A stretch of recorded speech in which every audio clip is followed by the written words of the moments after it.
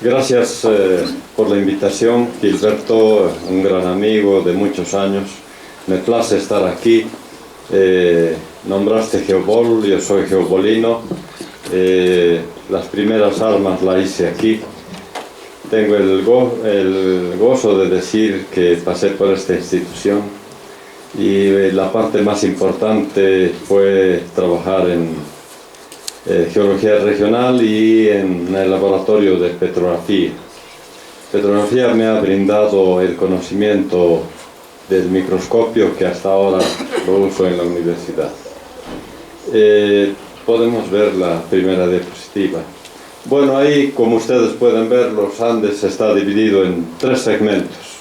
Los Andes del norte, que comprende Ecuador, Colombia, el norte del Perú y Venezuela. La parte central, los Andes centrales, Bolivia, el sur del Perú, norte de Chile y norte de Argentina. Los Andes del sur, Chile y Argentina. Fíjense que el ancho variable es de 250 kilómetros en el Perú, pero 750 kilómetros en Bolivia. Bueno, ahí hay que quitarle un poco lo que perdimos en el litoral, porque si no, el ancho de los Andes hubiera sido exclusivamente boliviano, ¿no? La siguiente, por favor. Bueno, hablando de los Andes centrales, ahí arriba tengo la diapositiva de McQuarrie y Anderson del 2017, donde muestra realmente todo el panorama de lo que es la cordillera oriental. El altiplano está a la izquierda y entonces a la derecha está el subandino boliviano. Si vemos las alturas, ahí tenemos las diferentes alturas del territorio boliviano, 6.000 metros aproximadamente para la cordillera oriental y para la cordillera occidental, y a medida que vamos bajando, nos vamos hacia el este, van disminuyendo las alturas. Ahí esa región a la derecha que ya está en el límite con Brasil es el Precámbrico, con lomadas bajas que la altura máxima es de 1.300 metros, porque son rocas antiguas de 1940 millones de años y por lo tanto han sido más erosionadas en el transcurso del tiempo. Entonces los Andes centrales representan el clásico ejemplo de margen continental convergente, a diferencia del margen de colisión como es los Himalayas y los Alpes.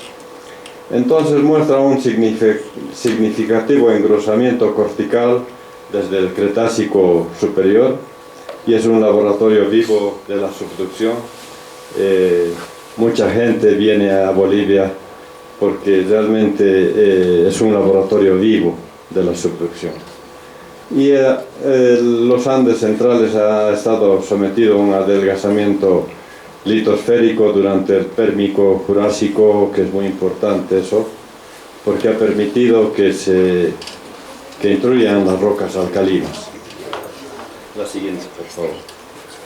Bueno, hablando del basamento precámbrico en los Andes, tenemos el Cerro Chilla, que está al oeste de Huaqui, bien al frente de Huaqui.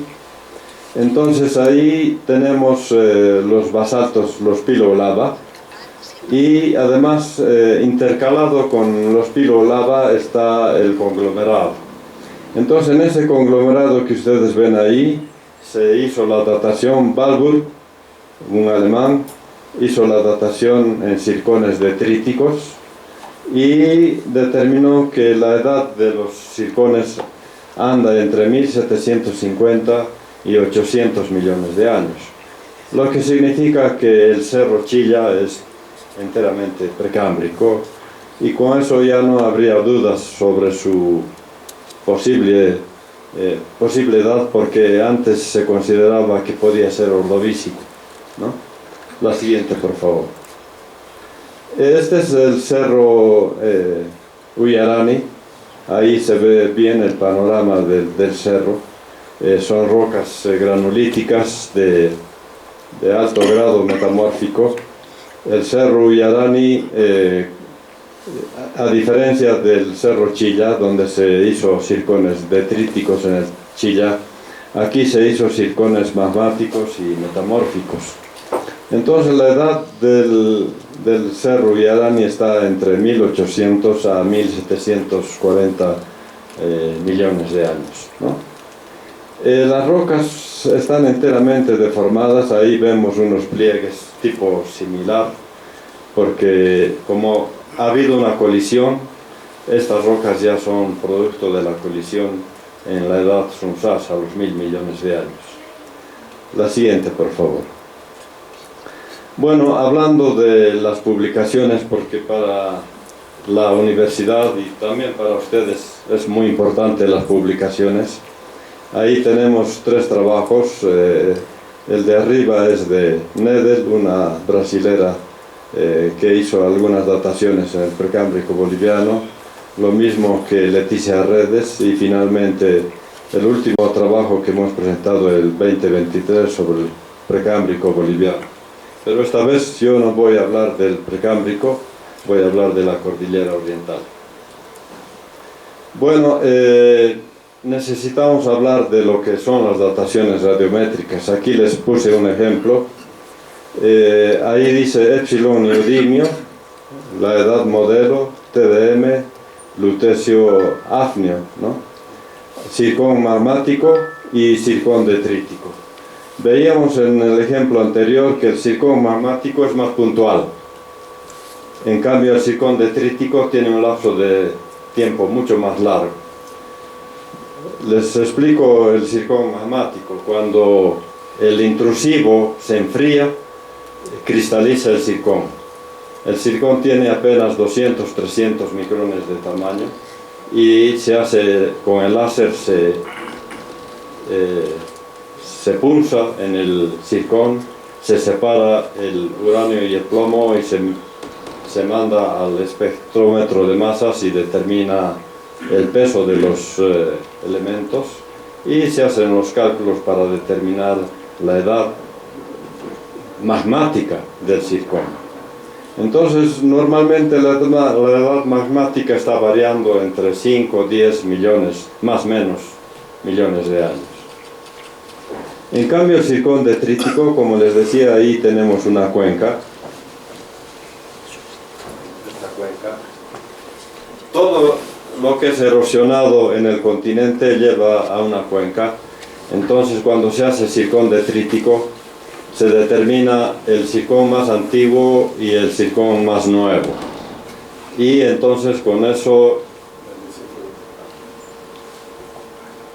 se determina el zircón, en esta cuenca por ejemplo, se determina el zircón más nuevo y el zircón más viejo, y ese es el rango de edad.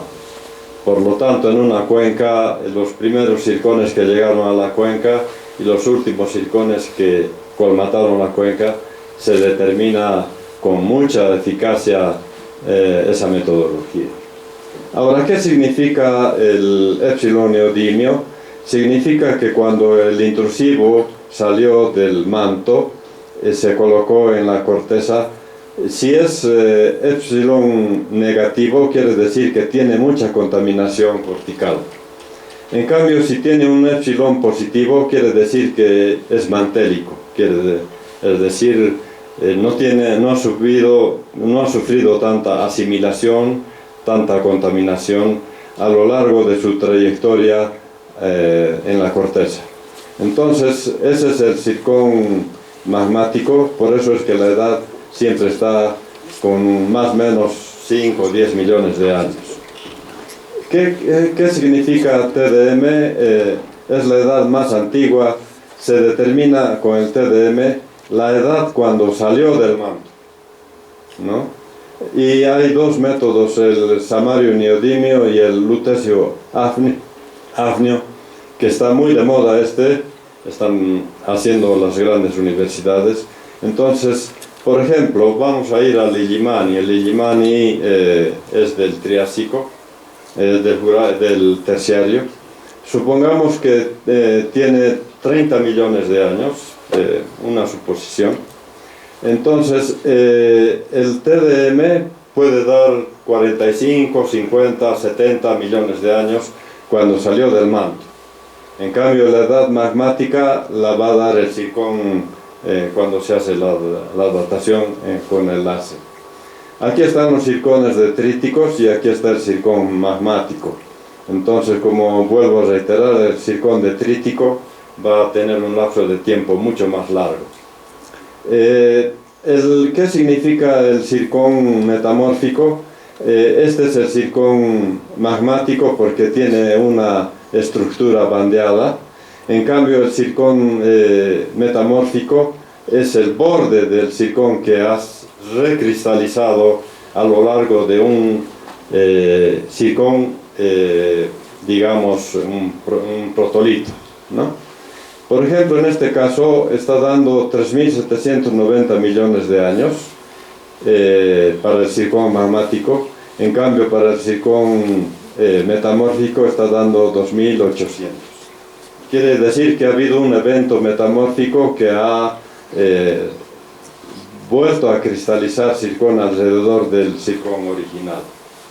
Entonces, con ese panorama sabemos que ya todo lo que es las dataciones, y por lo tanto es importante pues que nosotros, como tanto en la universidad y como GeoBol, hagamos dataciones, porque todo el mundo está trabajando con dataciones y nosotros no podemos quedar fuera de lo que es el contexto internacional. La siguiente. Bueno, aquí está un ejemplo de los zircones magmáticos, ¿no? Como les decía, ahí el láser hace se perfora aquí y separa el uranio y el plomo, y aquí está el zircón el metamórfico, ¿no? Entonces, de esta manera se trabaja con los zircones tanto detríticos como magmáticos. La siguiente. Bueno, hablando de la cordillera oriental, volviendo a nuestro tema, Bolivia es piel delgada y la Argentina y Perú son piel engrosada. ¿Eso qué significa? Por ejemplo, ustedes ven aquí el mapa del Perú, hay una parte violeta, y dentro de la leyenda de este mapa geológico de Sudamérica, los colores más violáceos y lilas corresponden al Precámbrico. Eso significa que dentro de lo que es los Andes del Perú hay rocas metamórficas precámbricas. Lo mismo sucede con las sierras pampeanas en la Argentina. Ustedes pueden ver que los Andes de la Argentina también tienen manchas muy alargadas de rocas de color violáceo. Eso corresponde al Precámbrico. En cambio, si miramos Bolivia, no hay nada de Precámbrico, a no ser el Cerro Chilla y el Cerro Villarane, pero eso es un pelo al gato, ¿no es cierto? En cambio, fíjense, en el Perú son bandas alargadas que cubren varios cientos de kilómetros, y lo mismo en la Argentina. Entonces, Bolivia es piel delgada y Argentina y Perú piel engrosada. Eso significa que en Bolivia la placa de Nazca está hundiéndose con un ángulo de 30 grados aproximadamente. En cambio, en el Perú y la Argentina, la placa de Nazca se horizontaliza. A eso en inglés se llama flat slab, ¿no? Flat, plano, slab, la placa, la losa, ¿no es cierto? Entonces es importante saber que Bolivia es piel delgada, y Perú y Argentina piel engrosada.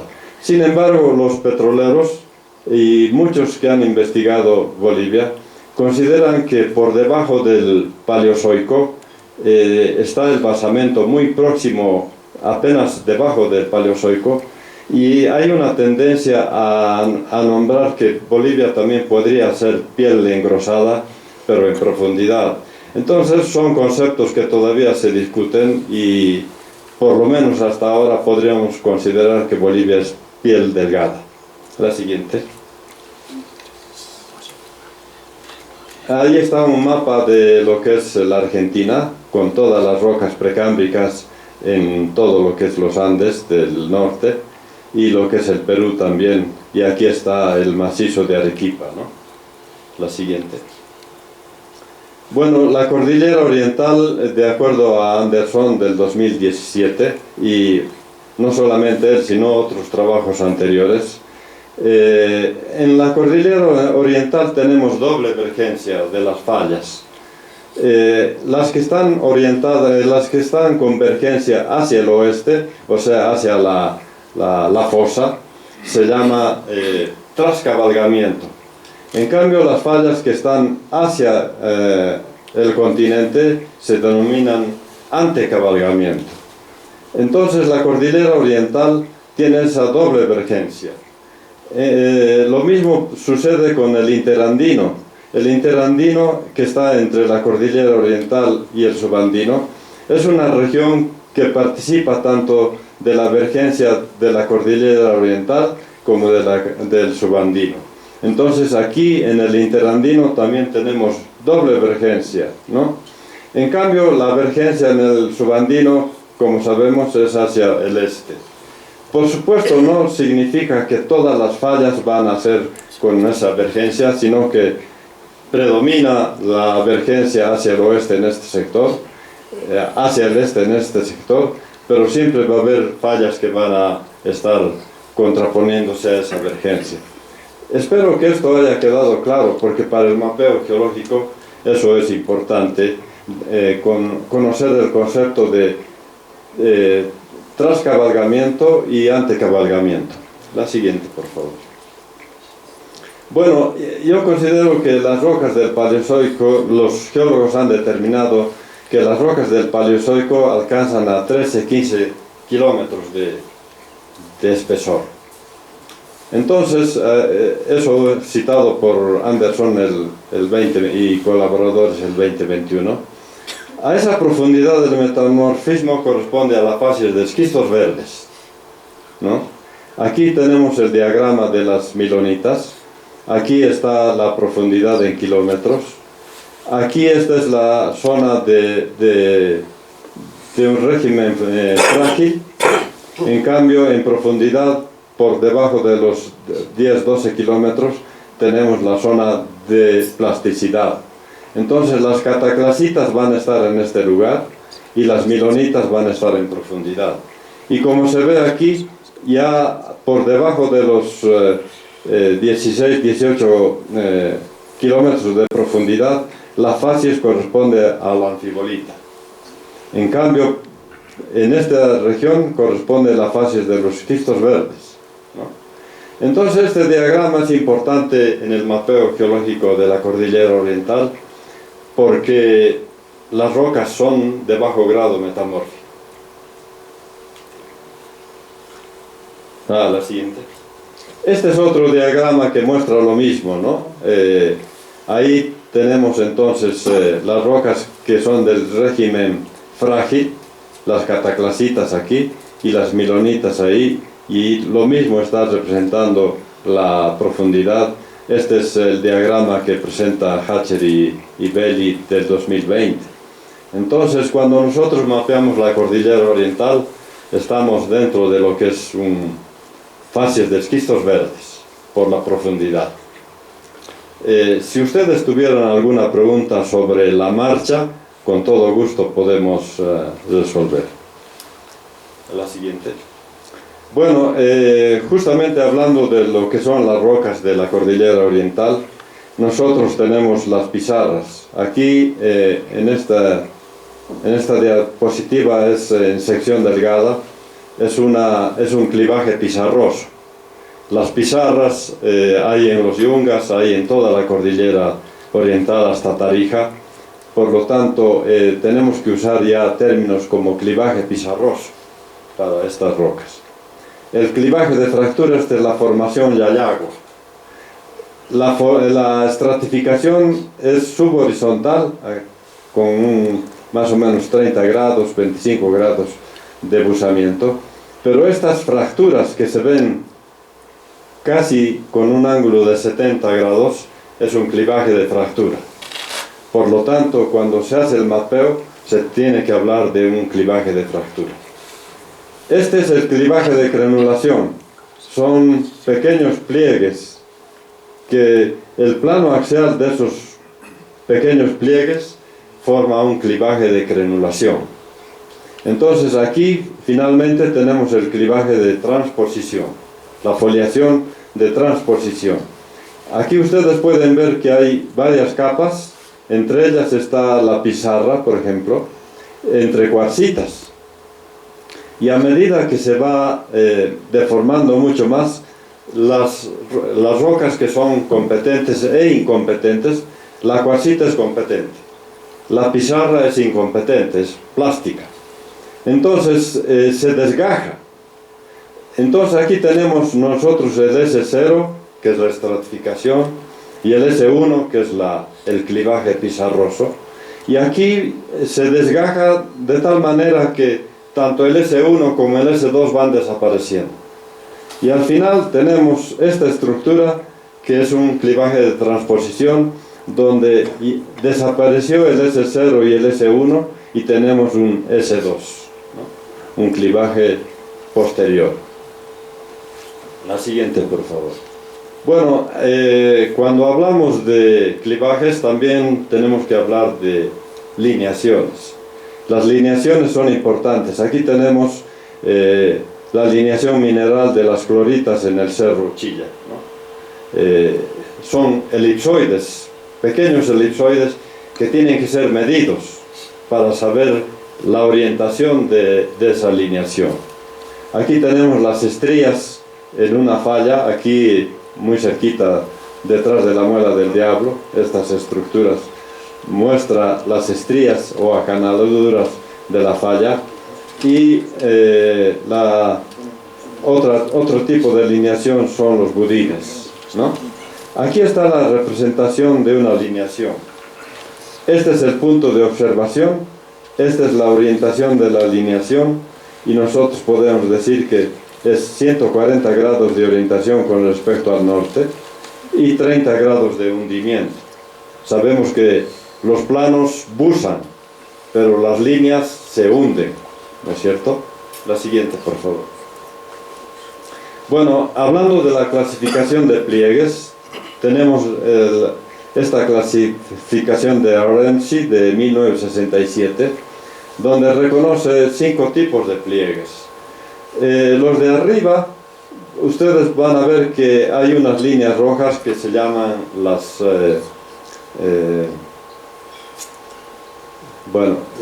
isogonas. Todas las isogonas en la parte de arriba son convergentes al núcleo.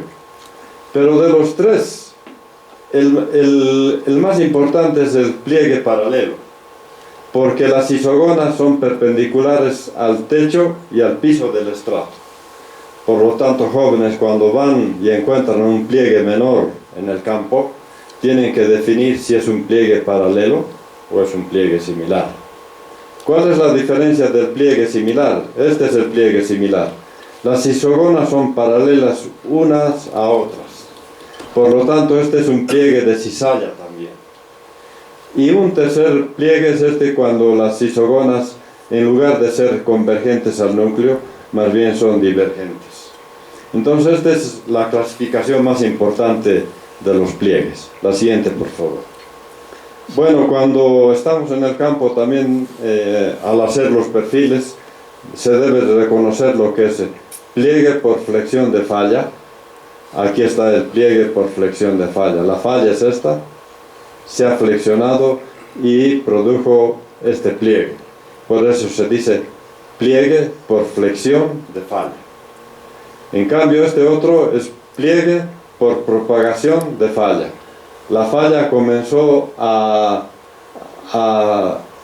desarrollarse apenas con un pequeño ángulo de buzamiento, y a medida que va aumentando la falla se va desarrollando el pliegue, y al final tenemos este pliegue cuando se hace una perforación aquí, este flanco está invertido y este es el flanco normal.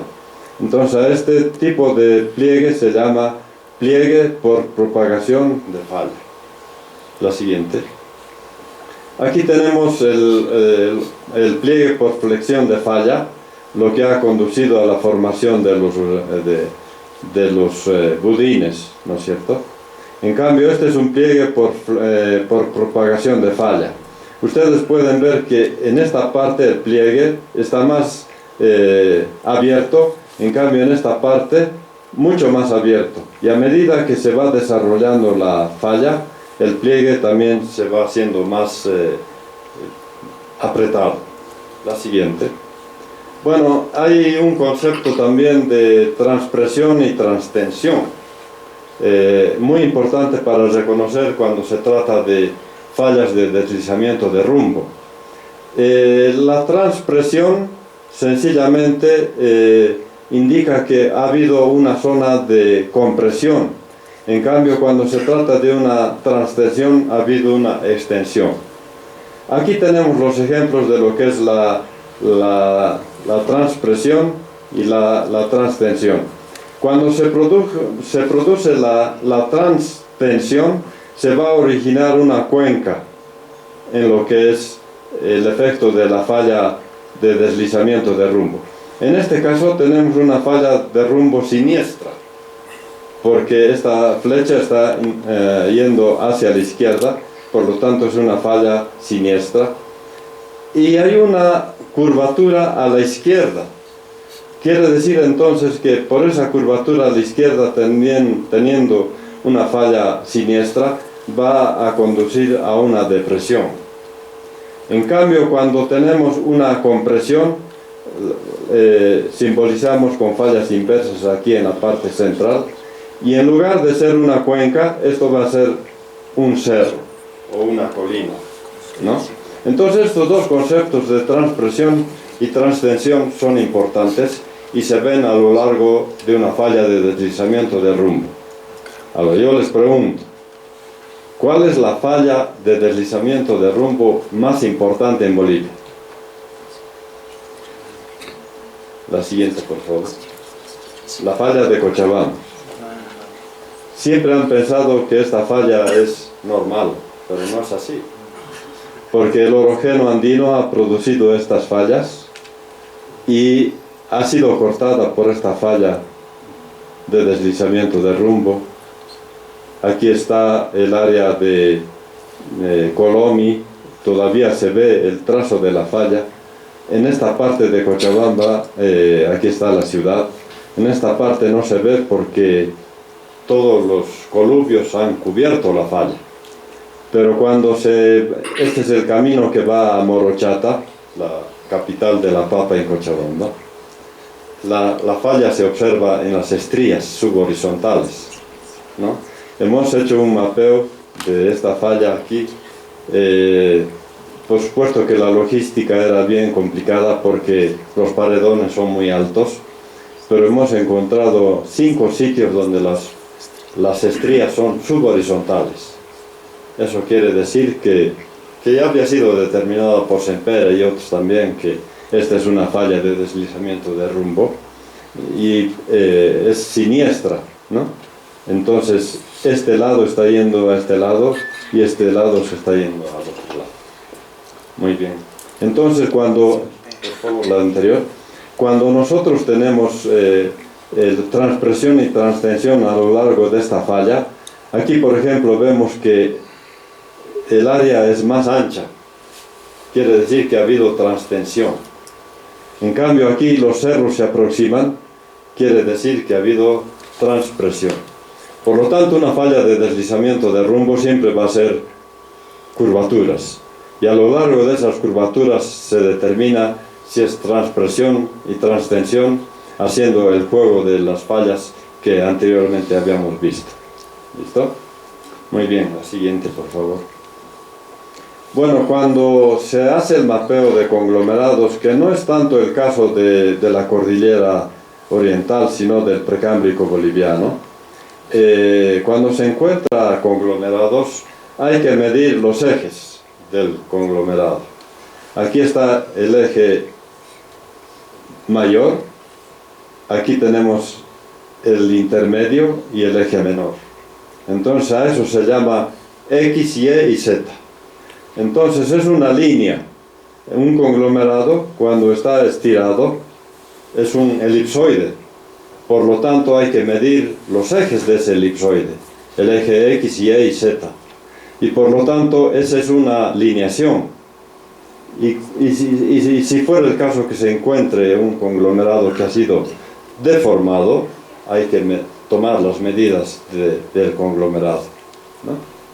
Aquí está un ejemplo en los Alpes, donde se ha medido realmente la dimensión de los clastos del conglomerado.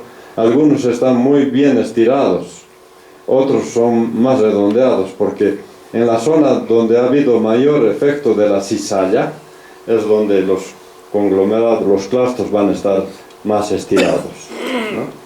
Este es un mapa del Precámbrico boliviano en el Cerro León, donde está mostrando justamente esto, ¿no? Y los clastos han sido estirados y son estos los clastos que hemos encontrado ahí en Cerro León. Las siguientes, por favor. Bueno, tenemos que hablar de los sistemas de cabalgamiento, ¿no? Esta es la clasificación de Boyer de los sistemas de cabalgamiento. Aquí tenemos los abanicos imbricados y aquí tenemos los dúplex. Dentro de los abanicos imbricados tenemos dos tipos. A esto se llama abanico imbricado anterior, porque la próxima falla que se va a formar va a venir aquí. En cambio, a este le llaman abanico imbricado posterior, o también falla fuera de secuencia. Los petroleros manejan muy bien esto, porque es prácticamente estructuras fácilmente encontradas en lo que es el subandino boliviano y por supuesto aquí en la cordillera oriental. Entonces no hay una falla que una todas estas fallas, por eso se llama abanico, como un abanico que se usaba en Santa Cruz y Cochabamba. Nuestros abuelos lo usaron, ¿no? En cambio, este otro, como les vuelvo a repetir, la próxima falla va a aparecer aquí. En cambio, los dúplex ya son estructuras cerradas por fallas tanto en el techo como en el piso, ¿no? A este le llaman apilamiento antiformal porque tiene la forma de un anticlinal y está constituido por bloques que están separados tanto en el techo como en el piso por fallas.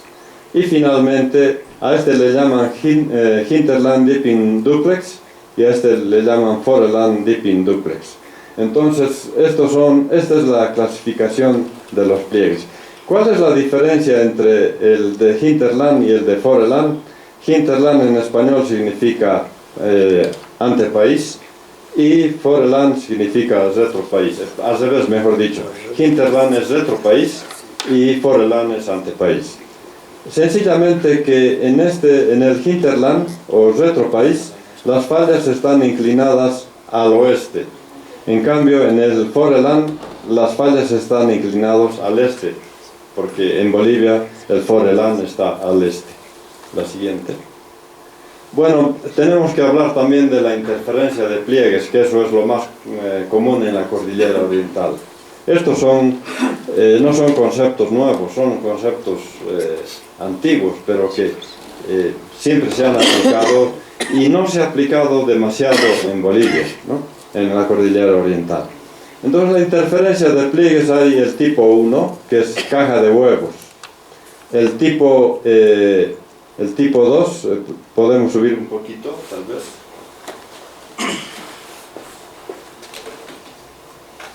Ahí está, el tipo 2 es el replegado, mejor dicho, es hongo, es el tipo hongo, y en cambio el replegado es el tipo 3.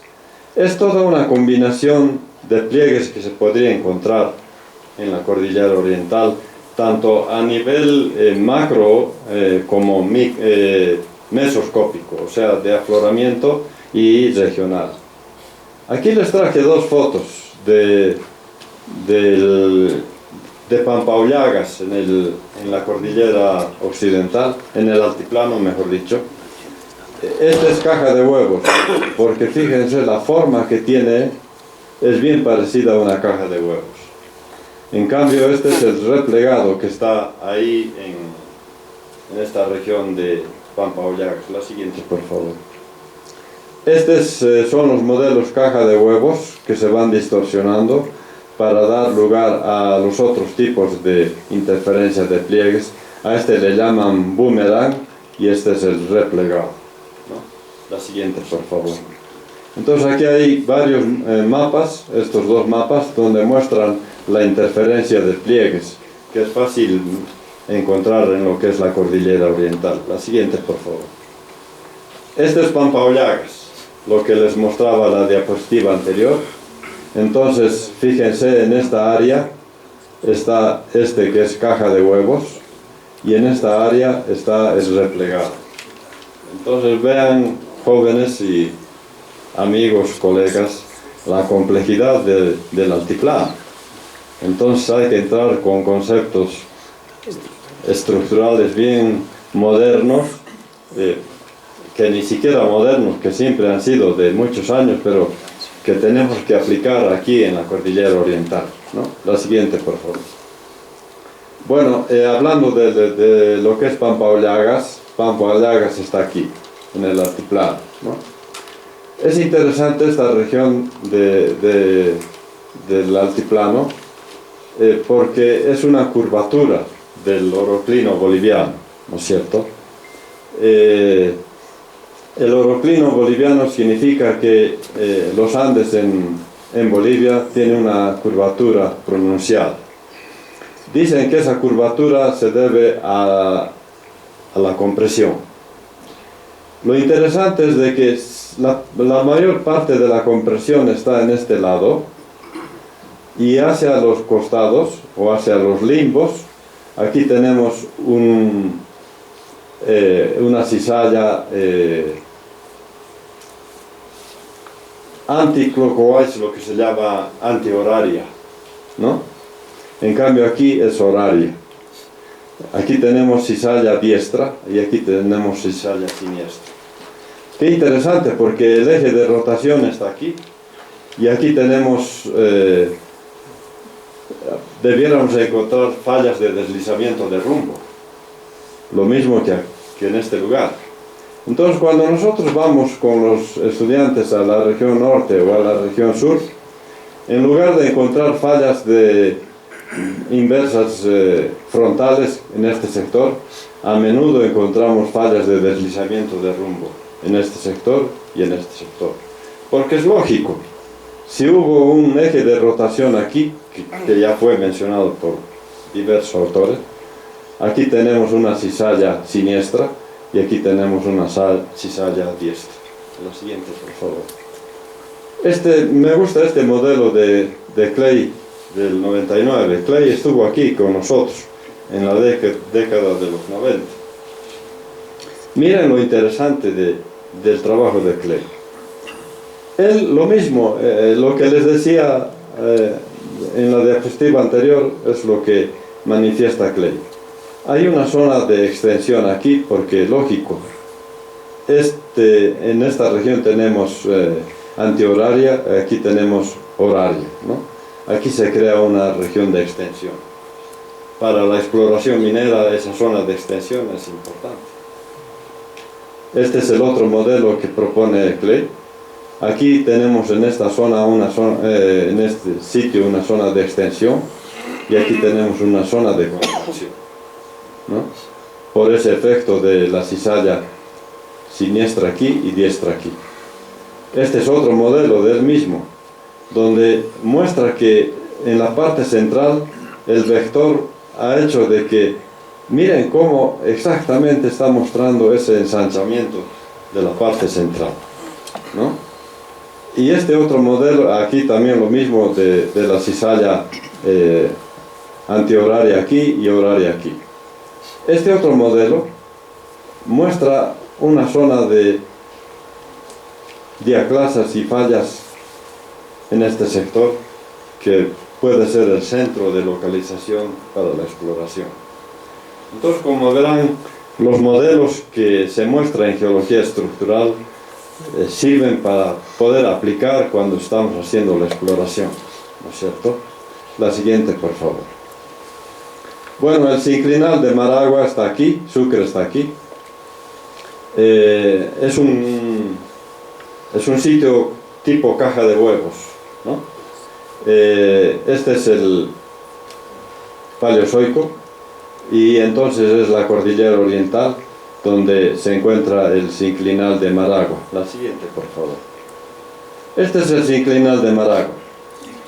Entonces, como vemos, es una caja de huevos, porque en el modelo que hemos visto de la interferencia de pliegues es este. Es un braquisinclinal que ha sido fracturado en todo lo que es la parte este del braquisinclinal, ¿no? Entonces, es importante definir todos estos fallamientos que con seguridad, como se encuentra en la parte sur, muchas de esas fallas van a ser fallas de deslizamiento de rumbo, ¿no es cierto? La siguiente, por favor.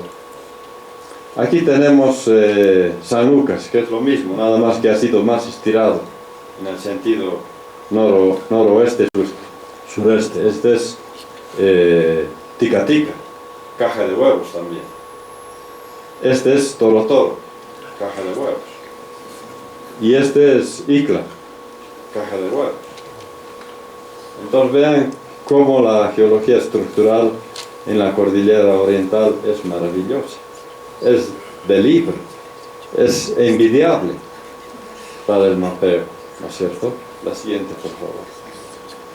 Bueno, antes de terminar, a mí me gustan estas dos diapositivas que siempre les muestro a mis alumnos y alumnas, y a las chicas les digo que ya tienen que olvidarse de lo que es Caso Cerrado y la novela turca. Y a los varones les digo que tienen que olvidarse Stronger Bolívar, el Barça con Real Madrid, etcétera, ¿no es cierto? Porque realmente tenemos que ser personas enteramente dedicadas a la geología. Tiempo libre, geología. Entonces, los libros son armas poderosas, no solo contra la ignorancia, lo son también contra el insomnio, la soledad, el exceso de recuerdos, los días demasiado largos o las noches excesivamente cortas, ¿no? Y ahí se ve a un niño con su libro. Y esta otra dice, la verdadera universidad de hoy en día es una colección de libros, ¿no? La siguiente. Ahí está. Muchas gracias.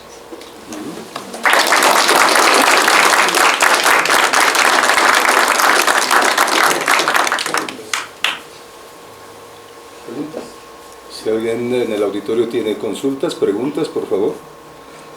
Yo solo quiero mencionar algo nada más. En Consata, ¿no has estado en Consata? ¿No? En Consata no. Parece que ya hay flora del Carmen, abajo. Ajá. Ya en la cordillera oriental. Yo estuve una vez y hemos encontrado ahí rocas que ya son... Y hay que tomar una muestra y hacer datación, pues. Sí, pero no, allá no hay intrusivos en ese lugar, sino que es... Eso sí habría que ver, ¿no? Hay una meta arenisca y luego ya no recuerdo qué otras cosas, ¿no? Pero en Consata, abajo, ya aparece. Otro que pienso que ¿cómo se llama? De metamorfismo es más bajo que esquistos verdes, aunque esquistos verdes se subdividen en dos, un pelita, pregunta y bien, si uno por ejemplo va, también pienso yo de que habría que revisar esta cuestión de la acreción. Yo creo que hay acreción acá, tenemos una zona de sutura que estamos confundiendo cada vez con otro tipo. Y está Chillas en esa zona de sutura. Si tú vas recorriendo desde Chillas hasta el sur, ahí la famosa falla Kenayani, ¿no es cierto? Que no existe, para mí no existe, sino que es zona de sutura. Si tú vas a ver ahí, el metalurgo es diferente, total. Han mapeado la Cancañiri ahí y es de color verde. Ahí sí ya estás ligando con un metalurgo más alto. Y tienes además el basamento precámbrico de Yarani. Si vas a Salinas aparece granito, pegmatita, que no aflora, pero están en el conglomerado que hay en Salinas, que tienen clastros de pegmatita. Significa que el basamento está ahí cerca. ¿No? Entonces, sí. Otro aspecto también es la ruptura, obviamente, en el Cretácico del continente, ¿no? Entonces, justamente esta de las rocas alcalinas de Ayopaya, no hay que olvidarse de eso, una ruptura que viene desde el sur, marcada por diques, diques tanto de Oleguita, del Amprófido, que continúan hacia el norte, ¿no? Y justo dan la curvatura en ese lugar. Tal vez es la cuestión de la acreción, o sea, colisión de dos, ¿cómo se llama? De dos bloques diferentes.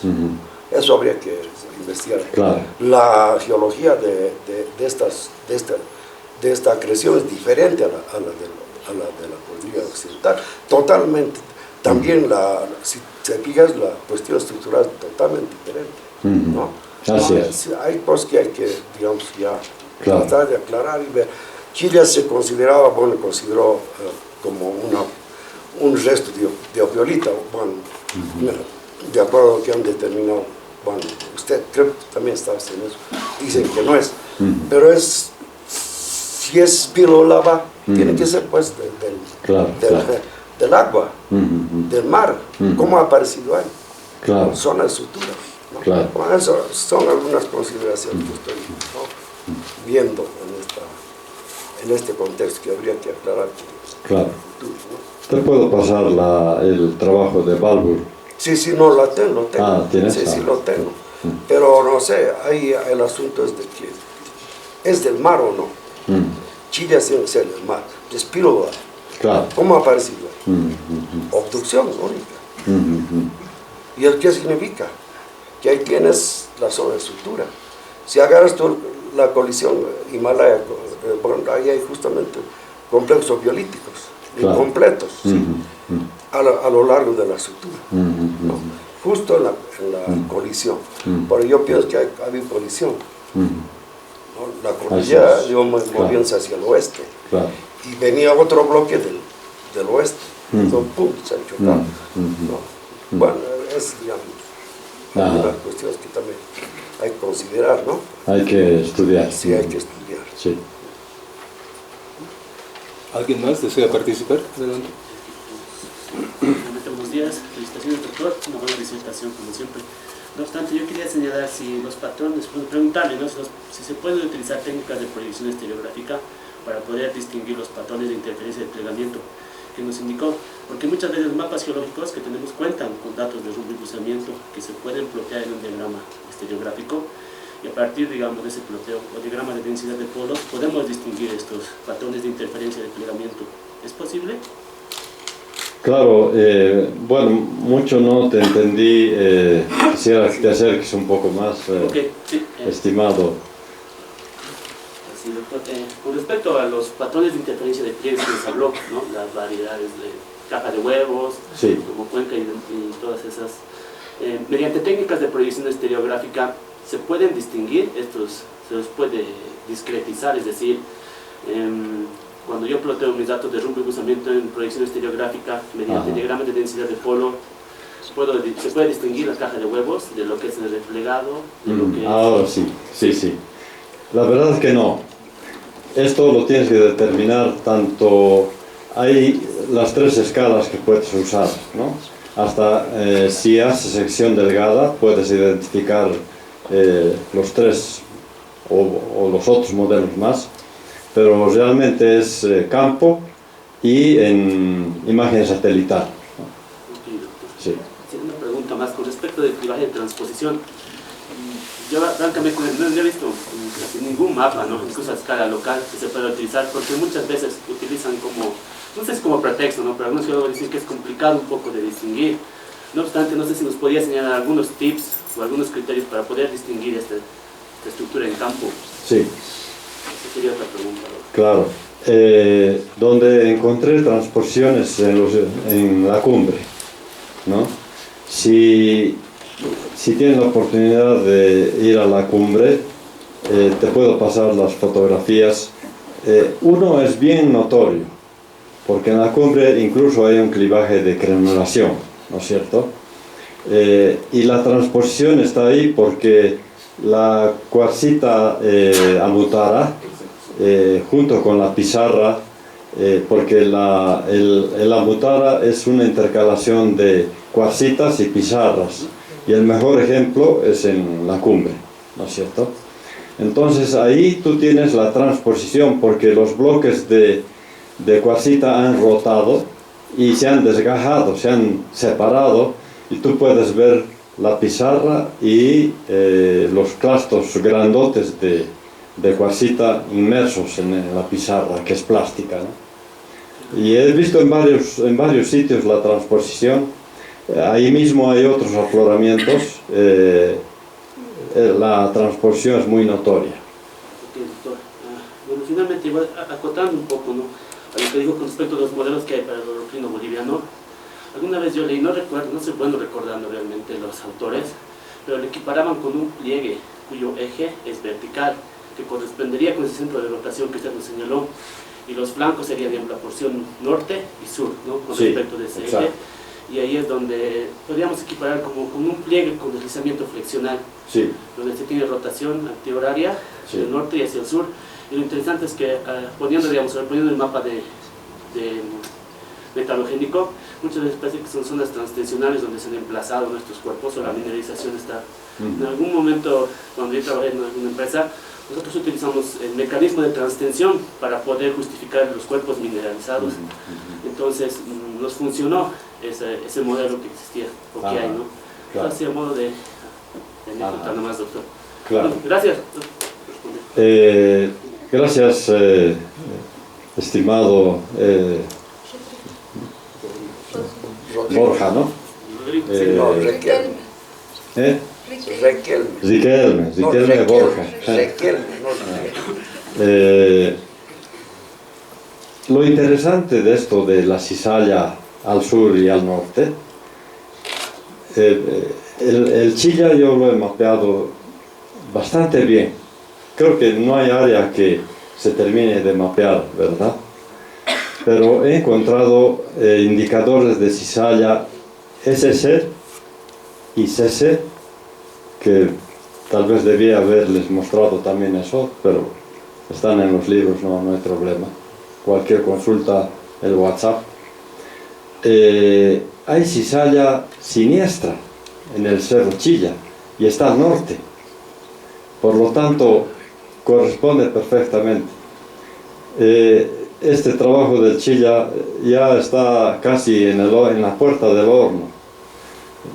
Yo mandé el profesor Ramos, que es el número 1 de los Andes en Sudamérica, le comenté, le mandé y me dijo: che, Ramiro, falta estito, tienes que resolver, ¿no? Hay un problemita tectónico que tengo que resolver, pero espero que hasta fin de año pueda salir del horno.